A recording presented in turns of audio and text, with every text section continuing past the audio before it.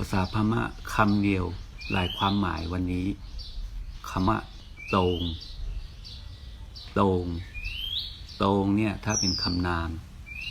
เป็นตัวเลขแปลว่า3ติดนิดตรง1 2 3อย่างเช่นคำว่า3คนตรงเย่า3ตัว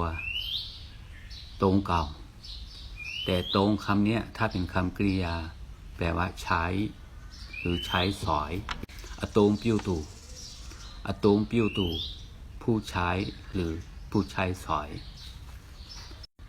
แปลโลตงมาแลแปลโลตงมาแลจะใช้อย่างไรจะใช้อย่างไรมาตงตาปูมาตงตาปูใช้ไม่เป็นใช้ไม่เป็น